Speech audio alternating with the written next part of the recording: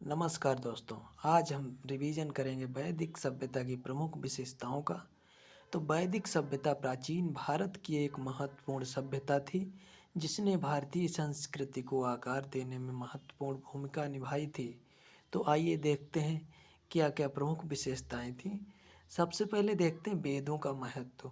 वैदिक सभ्यता का नाम ही वेदों से लिया गया है। वेदों में ऋग्वेद, यजुर्वेद, सामवेद और अथर्ववेद शामिल हैं। ये ग्रंथ धार्मिक, सामाजिक और सांस्कृतिक जीवन के विभिन्न पहलुओं को दर्शाते हैं। इस प्रकार से लिखा जाता था, जैसा कि आप देख रहे हैं। वैदिक काल की ये लिपि हुआ करती थी। अब मेरे भी समझ में नहीं आ रही है, खूब कुछ अक्षर समझ में आ रहे हैं। तो आगे देखते हैं आर्यों का आगमन। वैदिक सभ्यता के विकास में आर्यों का आगमन एक महत्वपूर्ण घटना मानी जाती है। आर्यों ने अपनी भाषा, संस्कृति और धर्म को भारत में लाए। गौ संरक्षण। गाय को वैदिक सभ्यता में पवित्र पशु माना जाता था।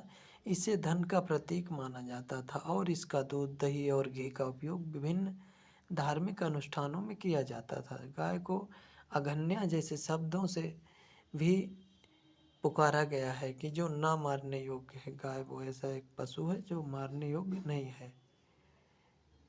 यज्ञ और हवन। यज्ञ और हवन वैदिक सभ्यता के धार्मिक जीवन का एक महत्वपूर्ण हिस्सा थे। इनका आयोजन देवताओं को प्रसन्न करने और विभिन्न कामनाओं की पूर्ति के लिए किया जाता था।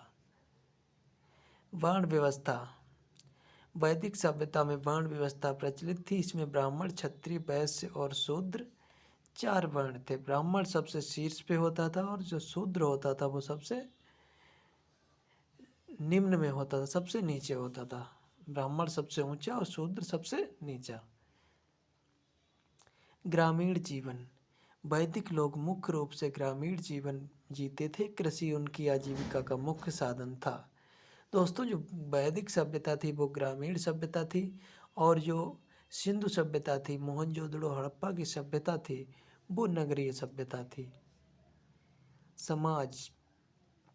तो वैदिक समाज पितृसत्तात्मक था। पुरुषों को महिलाओं की तुलना में अधिक अधिकार प्राप्त थे। लेकिन हम तुलना करते हैं सिंधु घाटी सभ्यता थी, तो सिंधु घाटी सभ्यता में जो समाज था वो मात्र सत्तात्मक था।